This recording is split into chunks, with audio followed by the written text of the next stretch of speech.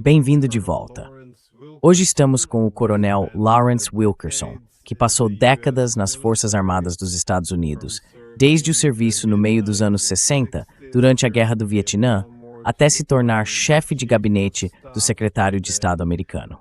Muito obrigado por dedicar um tempo para conversar com a gente. Secretário de Estado.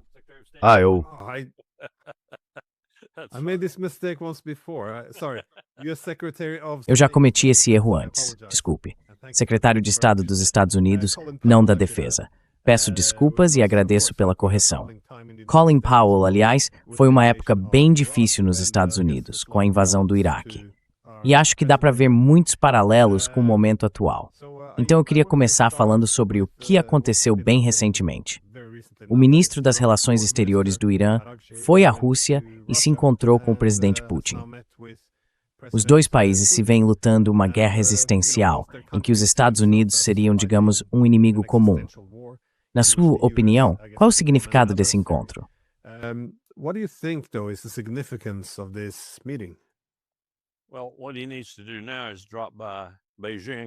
Bom, o que ele precisa fazer agora é dar um pulo em Pequim e conversar com Xi Jinping.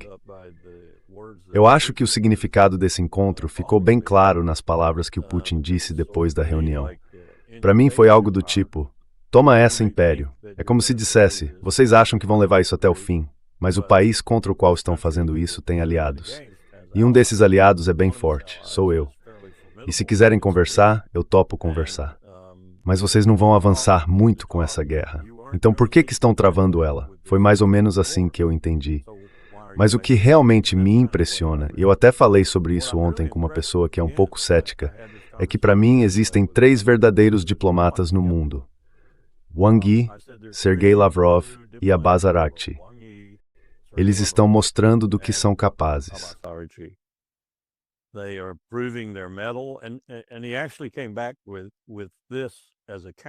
E ele respondeu com isso como contra-argumento: ele está fazendo o que o IRGC manda, porque eles é que mandam. Eles estão no controle. Estão mesmo no controle. Não tem mais ninguém na República Islâmica do Irã que esteja no comando além do IRGC. Então ele faz o que eles querem. Eu disse: perfeito, perfeito. É isso que um bom diplomata faz. Ele segue as orientações da sua liderança e faz isso com elegância. Faz com, digamos assim, diplomacia. Faz com habilidade de verdade. Ele não se desvia. Não é um Witkoff, não é um Kushner. Não está ali para ganhar bilhões de dólares com contratos paralelos às negociações. Ele está ali pelo governo, do jeito que ele é, e cumpre o que mandam e faz isso bem. E essa reunião com Putin foi um exemplo perfeito disso. Tudo bem, você pode ter a sua opinião. Eu tenho a minha.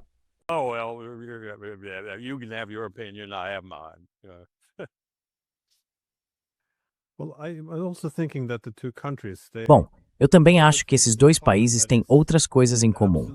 Ou seja, a falta de soluções diplomáticas fez com que demandas que no começo eram bem razoáveis acabassem se intensificando. No caso da Rússia, por exemplo, as exigências iniciais eram sobre restaurar a neutralidade da Ucrânia. A expansão da OTAN em direção à Ucrânia era vista como uma ameaça existencial. Mas, sem vontade política, nem solução diplomática, isso acabou virando uma disputa territorial, em que os russos agora tentam controlar áreas que, na visão deles, não podem cair nas mãos da OTAN. Já no caso do Irã, parece que também havia preocupações de segurança bem legítimas. Eles não podem continuar vivendo sob sanções pesadas por mais décadas. E não querem mais enfrentar ameaças militares constantes nas suas fronteiras.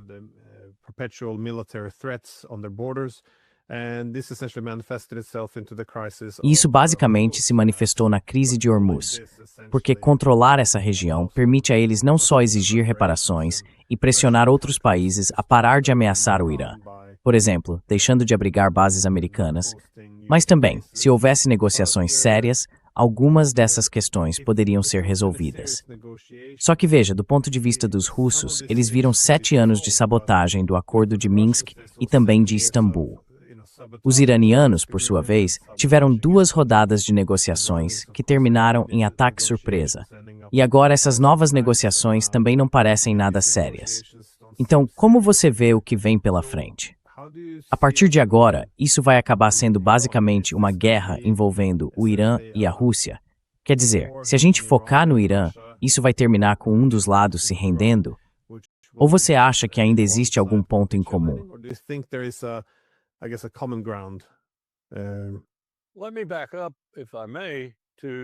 Deixa eu voltar um pouco, se eu puder, para minha ideia original. Eu nunca lembro se já falei disso com você em detalhes ou com outras pessoas, mas deixa eu repassar um pouco aqui.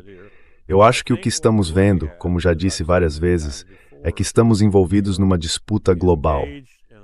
Pode chamar de o grande jogo renovado, se quiser, mas é uma disputa global. Eu vejo isso se desenvolvendo no Ártico, principalmente agora no Ártico, porque a Rússia convidou a China, a pedido da própria China, algo que nós negamos quando eles pediram, por exemplo, para ser membro do Conselho do Ártico. A Rússia basicamente disse: você pode compartilhar comigo a minha costa no Ártico, que por acaso é a mais longa e a mais estratégica.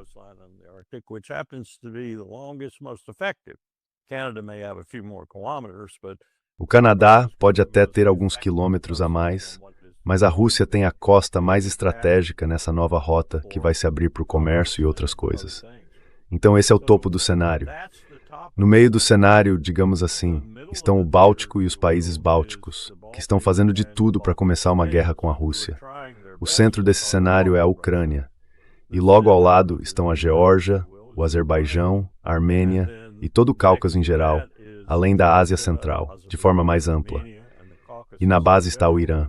E tudo isso gira em torno de uma coisa, e eu não sei se o Donald Trump entende isso, acho que não, ele é burro demais para entender, mas há pessoas por trás do Donald Trump que sabem disso. Há gente no Pentágono que sabe disso. E não estou falando do Pete Hegseth. Nós estamos travando um conflito global com a China por meio de intermediários.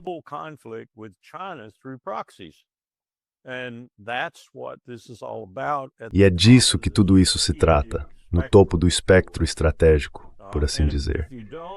E se você não olhar para isso, a partir dos erros que estamos cometendo, então está perdendo o que realmente vai acabar com esse império muito mais rápido do que eu imaginava que levaria para acabar. E quando eu digo acabar, não quero dizer que 340 milhões de pessoas vão desaparecer, mas sim que o poder do império está diminuindo rapidamente. E tudo isso está acontecendo sob a liderança de Donald Trump, sob a liderança de Pete Hegseth e Marco Rubio também. Então eu tenho que pensar que eles sabem um pouco do que estão fazendo. E o que estão fazendo, claro, é o que pessoas tolas fazem. Clausewitz fala muito sobre isso. Quando estão perdendo, eles dobram a aposta naquilo que já estavam fazendo.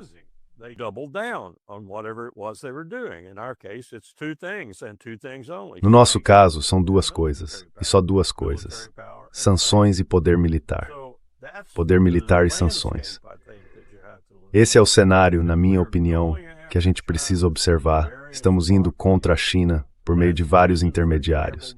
É por isso, por exemplo, que hoje de manhã eu tive uma longa conversa com uma pessoa da Ucrânia que quer ver o Zelensky fora do poder, quer que ele saia, e me mostrou pesquisas, que eu não duvido, mostrando que de 60% a 80% dos ucranianos também querem que ele saia. Mas ele está controlando as pesquisas, está controlando o que sai da Ucrânia.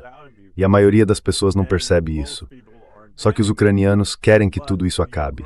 Eles querem que termine. E eu disse para ela: sinto muito, mas não vai acabar, porque vocês são apenas uma peça num jogo global muito maior. E o Irã é só o capítulo mais recente dessa história.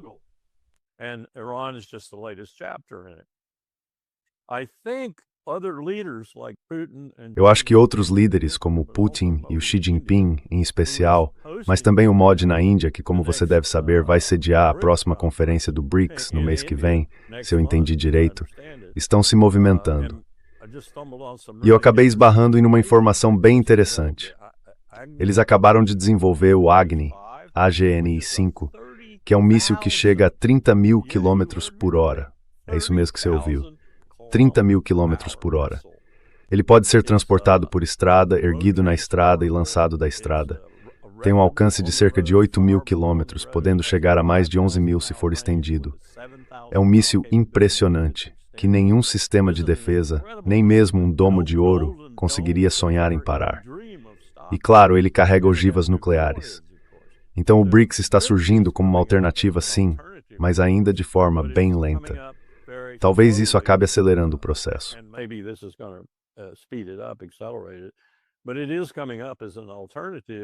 Mas isso está surgindo como uma alternativa aos países individualmente, independentemente das alianças deles, como Rússia e China, que estão contestando tudo isso.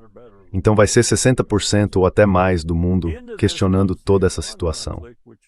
E aí entra o conflito com o Irã, que tem a sua própria dinâmica, abaixo desse nível de discussão geopolítica. Tem suas próprias urgências. Coisas como, a gente pode estar em recessão até junho. Podemos entrar numa depressão global até setembro, se continuarmos com essa bagunça. Então a grande pergunta para mim é, por quanto tempo ainda os idiotas que estão no comando, Rubio, Hegseth e Trump, vão continuar com isso, amando das pessoas que estão por trás das cortinas? Principalmente se essas pessoas começarem a apertar um pouco, porque perceberam que isso vai ser um desastre. A menos que todos eles já estejam prontos para pular fora. A menos que já estejam preparados para ir embora, por assim dizer.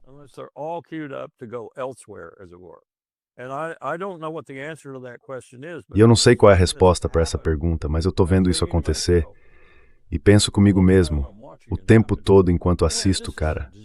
Isso é um desastre. É um desastre, desde a Rússia quebrando de novo a doutrina Monroe e mandando outro navio para Cuba, até a Turquia com Erdogan decidindo enviar ajuda para Cuba, o que está acontecendo no Irã, o que está acontecendo em outros lugares. E parece que o Império Washington está completamente alheio a tudo isso, preso nesse nível superficial do Donald Trump. Então, como é que a gente sai dessa? Como é que a gente consegue frear esse movimento em direção à nossa própria ruína, que está realmente acelerando? Ao mesmo tempo, a gente tem que lidar com os nossos problemas internos, que só pioram, e se livrar do Trump e desse governo, para tentar colocar um pouco de bom senso no que a gente está fazendo.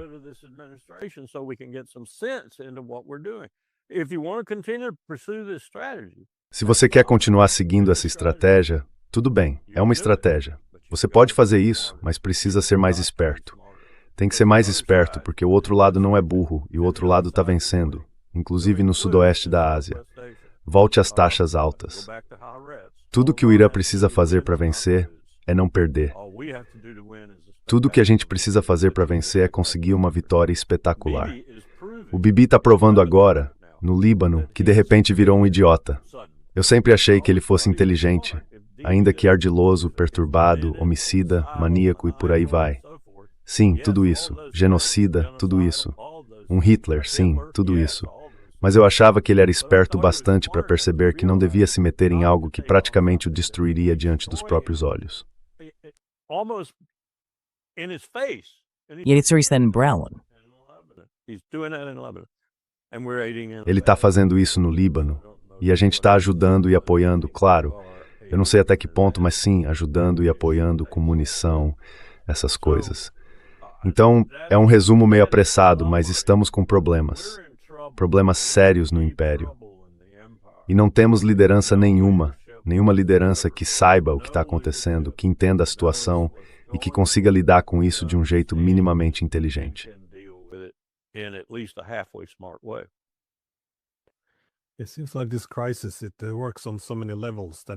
Parece que essa crise acontece em vários níveis. Quer dizer, o governo Trump está agora em crise. Dá para dizer que até a própria República Americana, e com certeza o Império Americano, estão em crise. E o mesmo vale para o sistema internacional mais amplo. Tudo parece estar se rompendo neste momento. E eu queria entender, com a guerra agora contra o Irã, não só o ataque inicial e a suposição de que o país poderia ser derrotado, mas também a ideia de uma estratégia de saída, ou a falta de disposição para aceitar que tipo de paz teriam que negociar se quisessem encerrar essa guerra. Eu fico me perguntando, como você vê esse erro de cálculo dos Estados Unidos em relação à resiliência do Irã e à disposição do país de suportar todo esse sofrimento econômico e militar? Porque partindo da suposição inicial de uma vitória rápida, era tão previsível que tudo daria tão errado. Então, como você acha que eles chegaram a essa situação?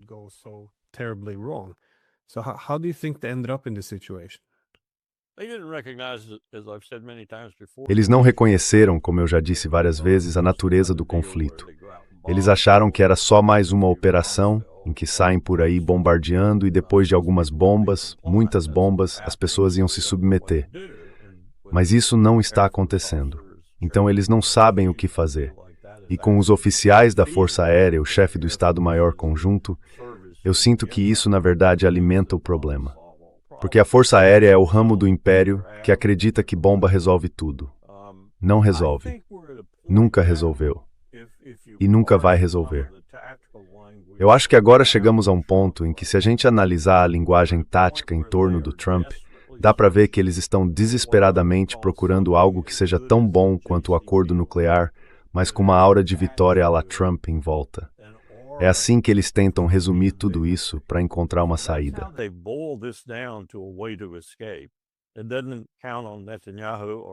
Isso não leva em conta o Netanyahu, o Naftali Bennett e o Lapid, atrapalhando tudo, o que provavelmente eles vão tentar fazer. Mas o que eles querem mesmo é conseguir algum tipo de acordo parecido com o JCPOA, que pareça muito melhor que o JCPOA original, com um prazo mais longo, digamos assim, e com mais elementos incluídos, que a IAEA possa fiscalizar e tudo mais, aquela organização maldita que no fundo ainda pertence a nós. E sair da guerra com esse triunfo. Conseguir algo melhor do que o Obama conseguiu. Olha o que o Trump conseguiu para vocês. Olha o que a gente fez em relação ao programa nuclear. Acho que no fim das contas eles resumiram tudo a isso. Estão dispostos a esquecer os mísseis balísticos. Estão dispostos a deixar de lado todas as outras coisas que antes dizíamos ser absolutamente essenciais para decidir se sairíamos ou não dessa guerra.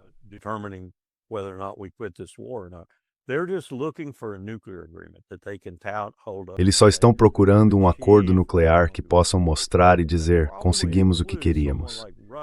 Isso provavelmente envolve algo como a Rússia ficar com o urânio altamente enriquecido por um período temporário, ou na prática para sempre.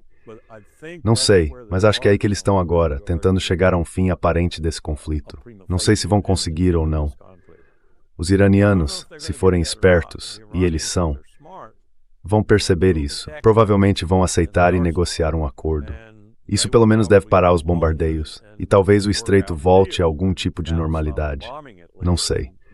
Fiz um comentário no Rádio Turco outro dia, ontem, na verdade já nem consigo acompanhar mais, sobre o que deveríamos fazer.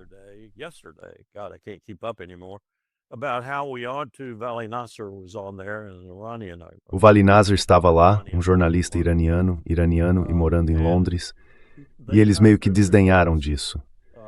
Mas eu disse, olha, se a gente voltasse ao Tratado do Direito do Mar, não só estaríamos retomando o direito internacional, que praticamente desapareceu e foi moldado em grande parte pelo Império, como também teríamos algumas soluções práticas para essa questão. Poderíamos ter um marco dentro do Tratado do Direito do Mar sobre arquipélagos e estreitos. E certos estreitos, como o Estreito de Malaca, o Bab al-Mandeb e o Estreito de Hormuz, entre alguns outros no mundo, que são críticos, realmente críticos, para o comércio e para o sucesso global desse comércio. E poderíamos construir um regime do Tratado do Direito do Mar em conformidade com o tratado que revitalizasse esse sistema, um que o Irã aceitasse e que nós também aceitássemos.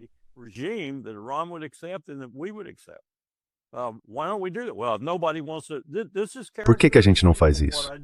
Bom, ninguém quer. Isso é bem típico do que eu enfrento. Ninguém quer voltar ao direito internacional. O direito internacional está morto. E se é para ir por esse caminho, então é para ser puramente obesiano. É para se juntar ao John Mearsheimer. É para dizer que o mundo voltou à lógica de Hobbes e que não vai haver mais direito internacional, nem Tribunal Penal Internacional, nem Convenção sobre o Direito do Mar, nada disso.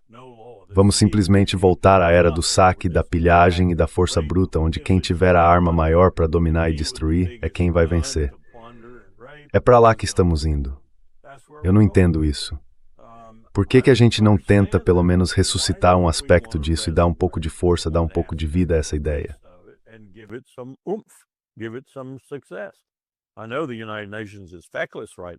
Eu sei que as Nações Unidas estão ineficazes agora, especialmente com esse secretário-geral e esse Conselho de Segurança. Mas vamos tentar. Vamos tentar. Vamos voltar e dizer, ok, Nós vamos aplicar a Convenção sobre o Direito do Mar em relação a esse estreito. É um estreito muito importante. Curiosamente, do jeito que eu entendo o tratado, ele atenderia a mais ou menos 75% do que o Irã aparentemente quer, e a cerca de 50% do que nós queremos.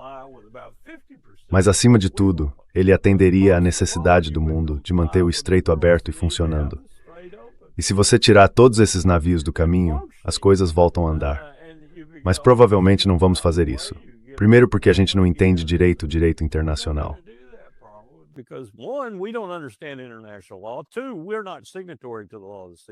Segundo, nós não somos signatários do Tratado do Direito do Mar, embora tenhamos dito que vamos cumpri-lo, e na maior parte cumprimos sim, e somos o maior fiscalizador dele.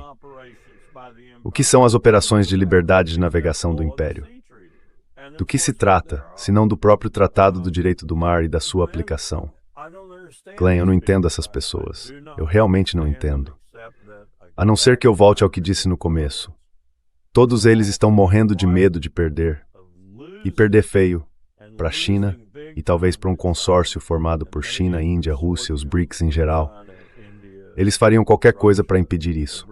Matariam qualquer um, bombardeariam qualquer um, sancionariam qualquer um, fariam qualquer coisa para impedir que isso aconteça.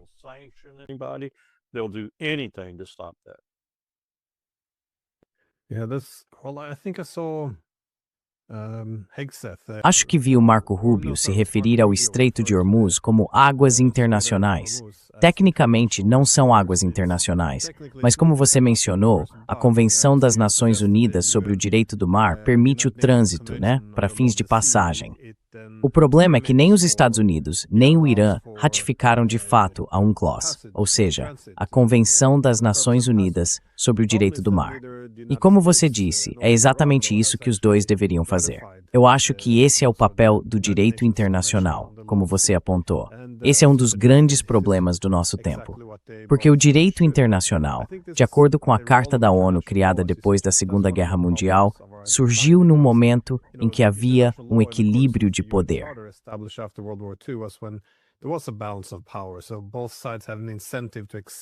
Então, os dois lados têm um incentivo para aceitar certos limites sobre si mesmos em troca de reciprocidade do outro lado. Eu acho que depois da Guerra Fria, se os estados não se equilibrassem, dava para imaginar que o Ocidente político começaria a se livrar das próprias restrições, adotando novas ideias como o intervencionismo humanitário, a promoção da democracia, qualquer coisa que tirasse limites para nós, mas mantivesse para os outros. Mas isso era previsível no mundo unipolar, quando existe só um centro de poder. Porque esse centro iria querer uma lei que o restringe. Só que agora que estamos mudando, ou talvez já voltamos, para um mundo multipolar, não faz muito sentido achar que outros países vão seguir regras das quais nós mesmos estamos tentando nos isentar.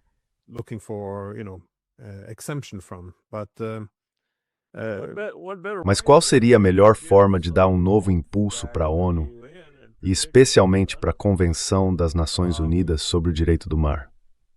O Irã alega que, por ser signatário do Tratado de Não Proliferação Nuclear e também do Protocolo Adicional, e além disso, pelo que eu entendi quando estava no Departamento de Estado, eles chegaram a fazer promessas por escrito, à própria ONU em relação ao programa nuclear deles.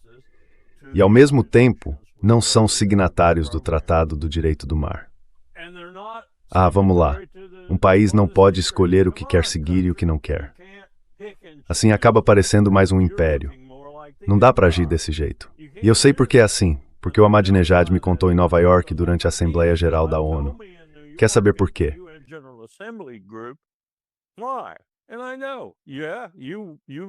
E eu sei, você estava olhando para o Estreito de Hormuz e dizendo que não quer que ele seja regido pela Convenção das Nações Unidas sobre o Direito do Mar. Desculpa, cara. Não dá para escolher só o que te convém. Agora, se a gente tivesse um secretário-geral decente, se a gente tivesse alguém como a Helen Clark teria sido, se não tivéssemos impedido que ela se tornasse secretária-geral, o mundo veria uma postura diferente. Ela estaria lá de pé dizendo, vocês aí, resolvam isso agora. Se quiserem eu ajudo, leva até um martelo comigo. É assim que eles deveriam agir. Mas não agem. E não agem assim porque o Guterres não tem coragem. Falta fibra. Quando o escolhemos foi justamente por esse motivo.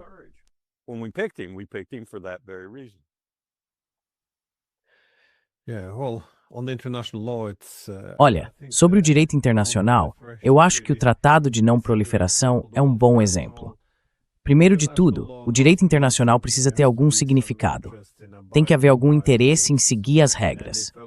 E quando eu olho para a questão da proliferação, países como a Líbia e o Iraque, que desistiram dos seus programas de armas de destruição em massa, foram destruídos. Enquanto a Coreia do Norte e o Paquistão, que desenvolveram armas nucleares, estão seguros. Essa é exatamente a mensagem errada que se passa para o mundo. E o mesmo vale para o Irã. Eles assinaram o Tratado de Não Proliferação, então deveriam ter o direito de manter um programa nuclear civil.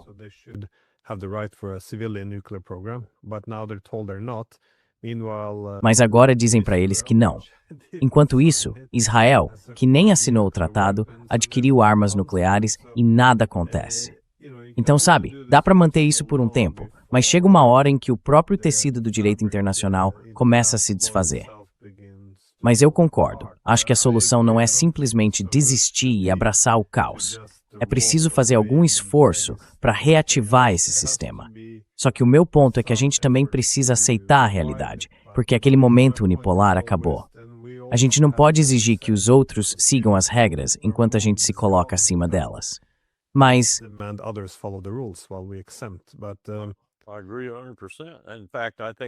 Concordo 100%. Na verdade, acho que é ainda mais importante que nós, se você está falando da Europa e dos Estados Unidos em especial, sigamos isso mais do que os outros. É absolutamente essencial que façamos isso, porque somos de fato os que impõem as regras quando chega a hora de aplicar o ditado de Mao Tse-tung de que o direito internacional nasce do cano de uma arma. Rússia, China, nós, Índia, talvez, somos nós que fazemos valer isso. E se a gente se recusa a aplicar, tudo perde o sentido. Fica inútil, ridículo. E às vezes, impérios, em especial, precisam fazer coisas que vão contra seus próprios interesses no curto prazo, mas que servem aos seus interesses no longo prazo. A gente perdeu essa noção. Perdemos esse conceito. E eu nem sei se isso chega a passar pela cabeça do Donald Trump. Sinceramente, não sei se qualquer coisa relacionada às relações entre nações passa pela cabeça dele, além de dinheiro.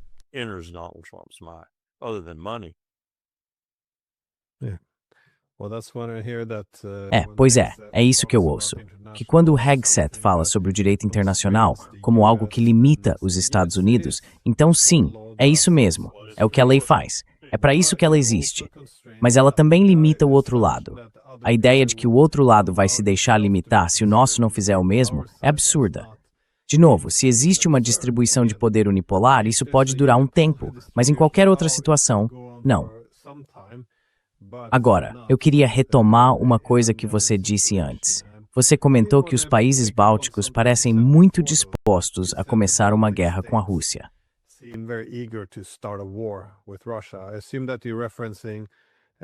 Eu imagino que você esteja se referindo aos ataques de drones contra a Rússia. Bom, acho que já está mais ou menos confirmado que eles estão partindo dos países bálticos. Eu até duvido que eles só passem pela Polônia e pelos países bálticos, porque é um voo bem longo. Parece até mais provável que sejam lançados diretamente dos países bálticos. Mas o que você acha que isso significa? Porque é um momento bem estranho para escolher brigar com a Rússia. Justamente agora que os americanos não estão mais apoiando os europeus. Eu entendo que há uma necessidade de escalar o conflito quando a guerra não está indo bem para a Europa, mas isso parece suicida.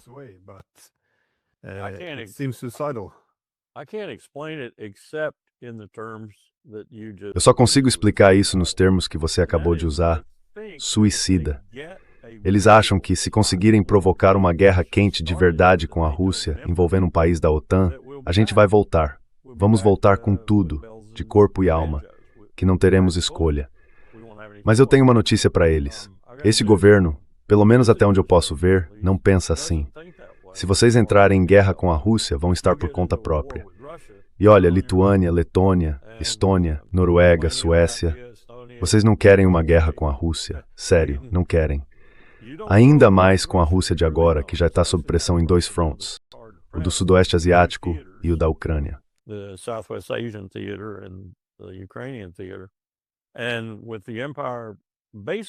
E com o Império basicamente tendo sucesso em um aspecto da luta na Ucrânia, que é desafiar a realidade em relação à própria Ucrânia.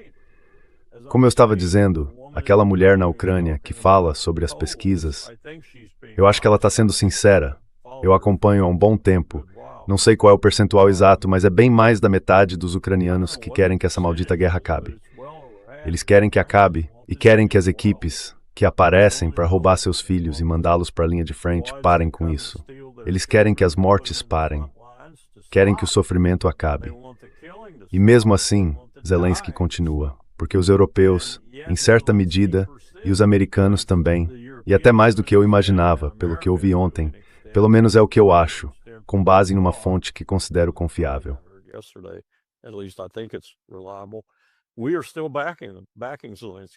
A gente ainda está apoiando eles, apoiando o Zelensky, 100%, ainda contrabandeando coisas para ele, ainda mandando coisas abertamente para ele. Então veja bem, tudo bem, você está em guerra com a China, mas você está preparado para aceitar que nessa guerra com a China, nessa pseudo-guerra com a China, nesse prelúdio para uma grande guerra com a China, você vai aceitar todas essas baixas? Aparentemente, a resposta é sim.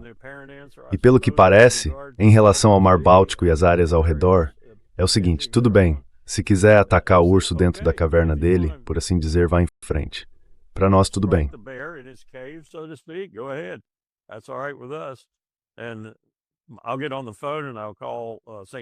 E eu vou pegar o telefone e ligar para São Petersburgo, ou para Moscou, ou para onde quer que o Putin esteja, e vou dizer, isso não é comigo, resolva por conta própria. Aí eu vou embora satisfeito e penso, há mais um problema criado para os que mais se opõem a nós, China e Rússia. Eu não sei, Glenn, de verdade não sei. Não consigo encontrar nenhuma coerência nessa administração. Nenhuma. Em área nenhuma eu consigo ver coerência. Na questão da Venezuela, de Cuba, e agora temos a Turquia ajudando Cuba. Ou seja, dois países violando a doutrina Monroe em favor de Cuba. Pelo que entendi, tem outro navio-tanque russo a caminho de Cuba, também cheio de petróleo. E parece que a gente não tem nada além de táticas isoladas para mostrar diante desse grande quadro estratégico que é voltado contra nós. Eu queria poder ser uma mosca na parede nessa reunião dos BRICS, lá na Índia.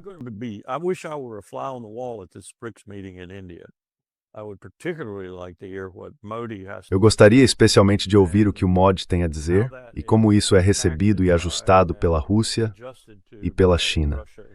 Porque as três potências realmente formidáveis nesse grupo, e são formidáveis mesmo, são a Índia, por causa da sua população, como eu disse, e da sua crescente capacidade militar.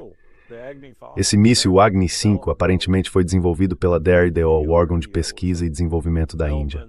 É um míssil impressionante. É melhor do que qualquer coisa que a gente tenha. Melhor do que qualquer coisa no nosso arsenal se as informações publicadas sobre ele forem verdadeiras. E é nuclear. Então o que está se formando aí é uma aliança poderosa, mesmo que fosse só com a Rússia e a China.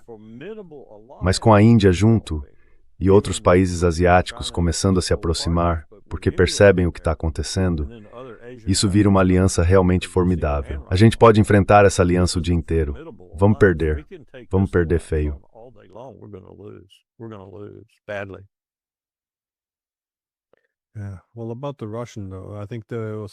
Bom, sobre os russos, acho que foi o Otto von Bismarck quem disse algo mais ou menos assim. É fácil atrair o urso russo para fora da caverna, mas é muito mais difícil colocá-lo de volta. Pois é, acho que isso resume bem a situação em que a gente está. Se você quer provocar um conflito com a Rússia, tudo bem, é uma coisa. Mas se não dá certo, como aconteceu no caso do Irã, foi aquele ataque de decapitação. Com os russos, a ideia era sangrá-los até o fim. Só que, quando isso não funciona, não tem como encerrar a situação. E eu acho que é exatamente esse o problema que a gente está vendo agora com o Irã.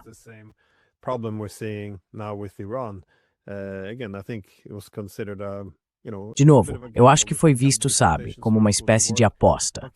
Se o ataque para eliminar a liderança não funcionasse, tudo bem, a gente encerrava e tentava de novo outro dia. Mas parece que os iranianos se recusam a voltar ao que era antes. É por isso que eu também fiquei pensando, se houver uma derrota essencial para os Estados Unidos no Irã, o que isso realmente significa? Porque, pelo que parece, não seria uma derrota militar. O exército americano não vai ser derrotado, mas seria uma derrota política, geopolítica e também econômica, não é?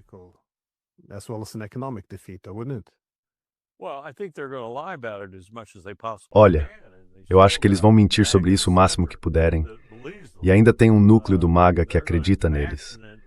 Eles vão apresentar isso como um sucesso e, como eu disse, vão exibir qualquer acordo que o Irã fizer com eles sobre o programa nuclear como prova de que é melhor que o do Obama, que deu certo, e todo mundo vai esquecer todas as outras exigências que fizemos, porque isso vai ser o ponto central.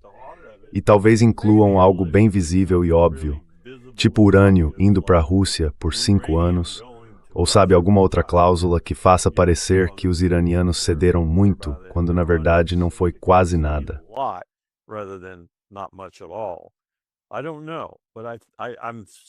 Eu não sei, mas eu tenho a sensação de que é exatamente isso que eles estão discutindo agora. Declarar vitória e sair. E a forma de declarar vitória é conseguir algum tipo de acordo nuclear que eles possam apresentar como melhor do que o Obama conseguiu. E pronto. Essa é a visão limitada deles neste momento, depois de tudo que já falaram, desde mísseis balísticos até nunca mais ter urânio algum no Irã, e até mesmo mudança de regime. Que, claro, era o que o Bibi queria e o que o Bibi disse para eles naquela reunião tão comentada agora. O que o Bibi disse que era possível. Possível com facilidade. E agora olha o Bibi. O Bibi está prestes a se dar muito mal no Líbano. Quer dizer, eles estão levando uma surra no Líbano.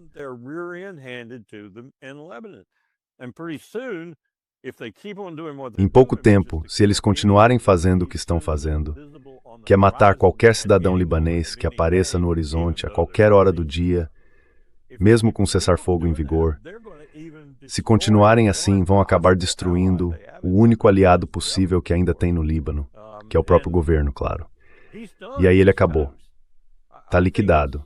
Eu acho bem duvidoso que ele consiga passar por esse período eleitoral, passar no sentido de ser reeleito e também no sentido de talvez continuar vivo. Mas quem sabe, né? E eu não acho que Lapid e Bennett seriam melhores do que Netanyahu. Então o problema continua o mesmo. A única diferença é que agora a gente teria uma liderança com menos brilho, digamos assim, em termos de capacidade intelectual para lidar com esse problema em Israel.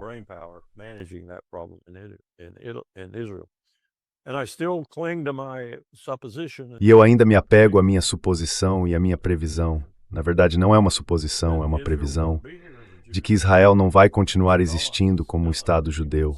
Acabou. Já era. Pode continuar como um Estado democrático, uma democracia de verdade, não o Estado de apartheid que é hoje, acolhendo todos os cidadãos que façam parte dele. E com o tempo, claro, a população palestina vai superar a população judaica, o que não vai ser difícil agora, porque, como eu já disse antes, acho que já ouvi que 1 milhão e meio de pessoas já foram embora. Não é mais um refúgio seguro. Essa era a promessa para todos aqueles judeus europeus. Vocês precisam de um refúgio seguro, vão para lá, vão para a Palestina, lá vai ser seguro, vai ser de vocês e por aí vai. Mas não é seguro. Não é nada seguro. Se não fossem aqueles abrigos antibomba, metade de Israel já estaria morta agora.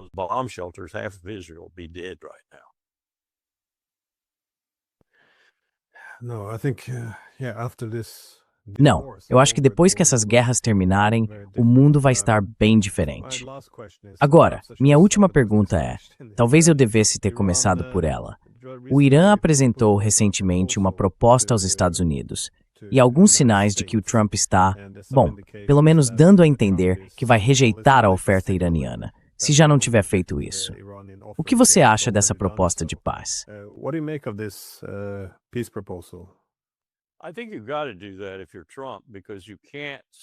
Acho que o Trump tem que agir assim, porque ele não pode parecer tão aberto logo na primeira proposta. Não que essa seja a primeira, mas qualquer oferta que pareça precoce, ele precisa resistir até chegar ao momento em que possa refazer o acordo nuclear, o chamado Plano de Ação Conjunto Global. Até erro o nome agora. Enquanto ele não conseguir superar aquilo, no jeito de apresentar, Ele não pode aceitar nada que pareça prejudicar esse objetivo. Então, ele precisa pressionar os iranianos, até o ponto que pelo menos pareça que esse é o problema central. Aí ele declara vitória e sai de cena.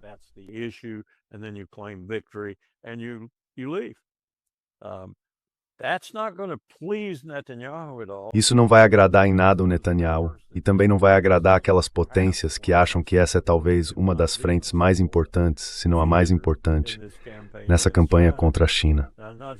Agora, não que não pudesse, eu não sei exatamente quanto dano a gente causou à Ferrovia do Sul. Não sei qual é a capacidade da China de consertar isso, nem a do Irã. Duvido que isso vá ser uma prioridade de topo para os iranianos. Mas para os chineses provavelmente vai ser. E isso vai dar à China mais acesso ao Irã por terra para ajudar nesse reparo. Só que eu não tenho tanta certeza de que isso vai fazer diferença para essa administração, que cada vez mais parece estar presa ao fato de que vai ser completamente derrotada nas eleições de meio de mandato, e o Partido Republicano junto com ela.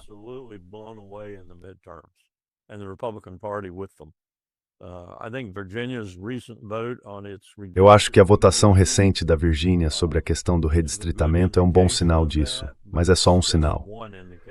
Acho que há outros exemplos espalhados pelo país, e acredito que a situação só vai piorar para eles. Então o foco deles vai ser cada vez mais interno, especialmente aquelas pessoas que, na minha opinião, são as mais desprezíveis dentro do governo, tirando o Hegseth, claro, cujo foco vai ser naturalmente no exterior.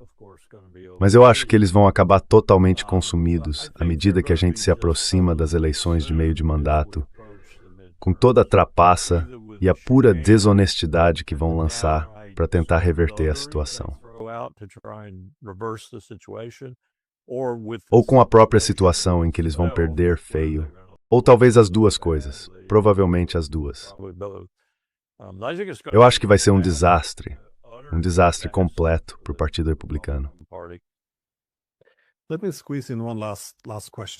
Deixa eu encaixar mais uma última pergunta.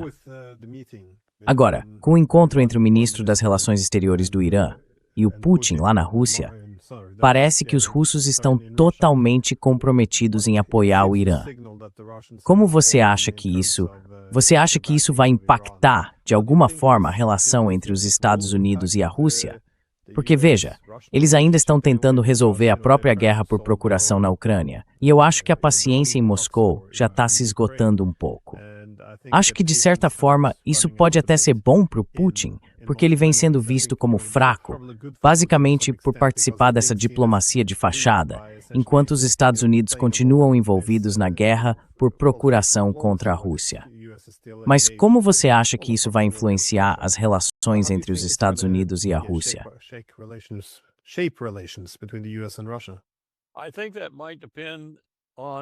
Acho que isso pode depender de uma ligação que inevitavelmente vai acontecer entre Putin e Trump. Ninguém sabe ao certo quando vai ser. Eu apostaria que vai acontecer mais cedo do que tarde. E vai ser uma conversa tensa. Os dois provavelmente vão começar com aquelas gentilezas, cumprimentos e tudo mais. Mas depois a coisa vai esquentar, com o Putin dizendo: "Você não fez o que prometeu fazer." E eu estou muito insatisfeito com isso, especialmente em relação à Ucrânia. E o Trump respondendo: "Bom, você acabou de aparecer ao lado do ministro das Relações Exteriores do país com o qual estou em guerra agora, e disse que estava do lado dele."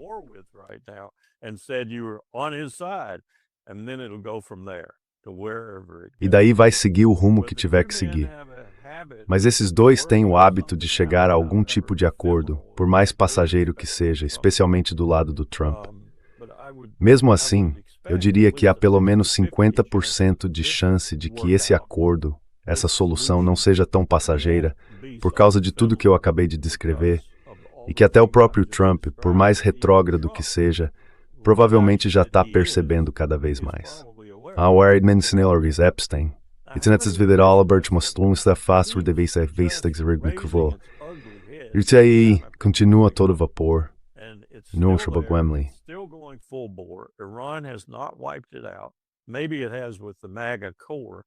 Talvez isso tenha acontecido com o grupo MAGA, mas não com 60% dos americanos.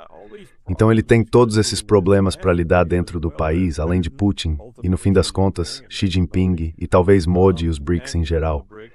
Eu não sei se ele tem capacidade mentalmente mesmo para lidar com tudo isso. Aí a gente precisa perguntar, e o gabinete dele? Eu olho para o Besson, para o Patel, para o Rubio, para o Hegseth e penso, não, ele não tem. Então, como é que o Putin sai dessa, sem promessas que o Trump não vai cumprir? Ou pior, sem promessa nenhuma. Mas eu realmente acho que essa ligação tá para acontecer a qualquer momento.